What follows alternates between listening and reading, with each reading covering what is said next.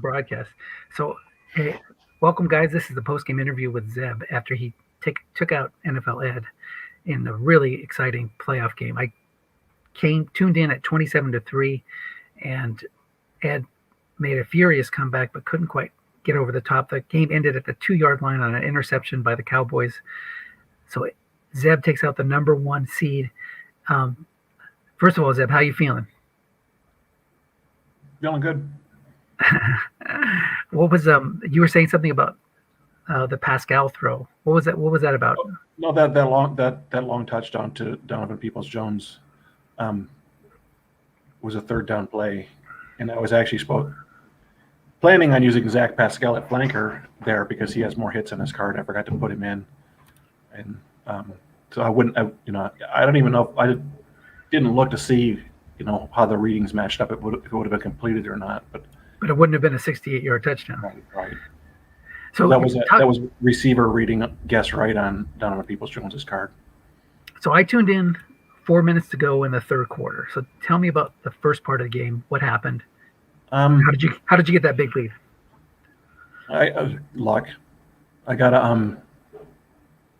a dump off in a pick by Marlon Humphrey, who seems to specialize in those. He did not run it back for a touchdown this time, but I think he got it to the 9-yard line, and then Dalton threw a touchdown pass to Dalvin Cook, and that put me up 10-0.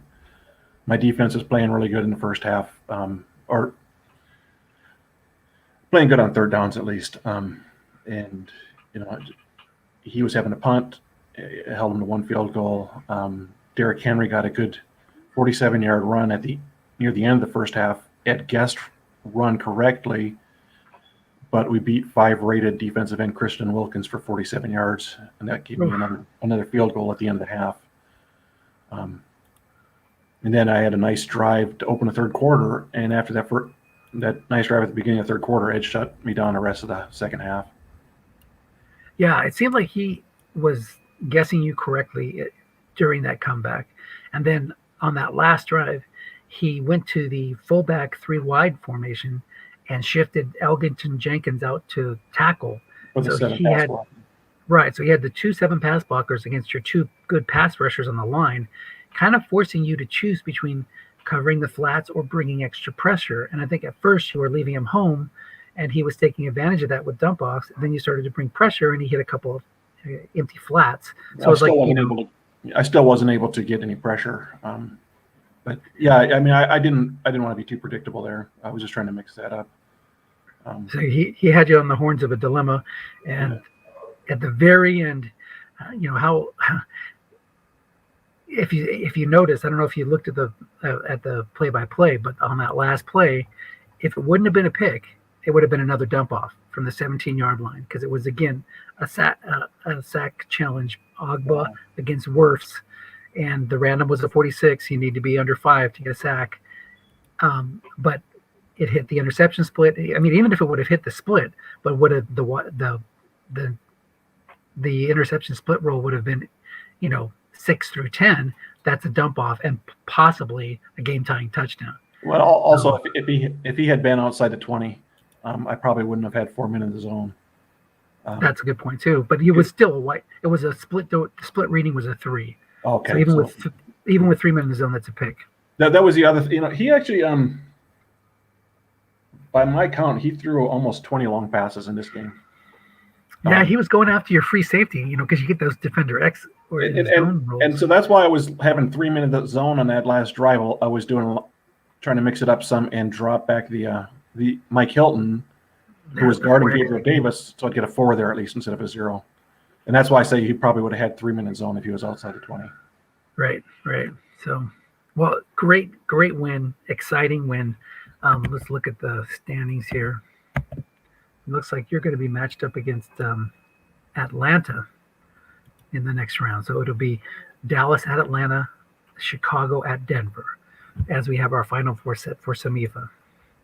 So exciting stuff, Zeb. I gotta get going. Do you have any last words before we check out? No, I like I told you before. I didn't expect to win this game, but anything can happen, and I didn't realize how good I was on offense until I looked at the league final stats. I think I was like the second team in the league in scoring or something. It's fantastic when you got Derrick Henry. Play, yeah, and then it's the big play receivers. Right. So if this team does, I was rolling in the first half, and that really helped me get that big lead. Well, congratulations. It's nice to.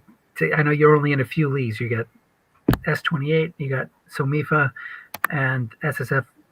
My retro league, stock league. That's it. So it's nice to get in the playoffs. You're in the playoffs, and both of them went to the Super Bowl in S28, and you might be a game away from the Super Bowl in SOMIFA. So keep up the good work. Yeah, I'm enjoying the ride. There you go. Actually, I'm also enjoying the fact that they're winding down because there's about a 1 month period where you've got all three leagues running concurrently, and it's pretty hard. With my life, it gets hard to schedule 3 games a week sometimes. Yeah, but I know you're thinking about getting an SSFA because you watched the draft with us and you did a draft review show. I know it's in there. No, I'm just kidding. All right. Actually, my favorite league is the SSRFL.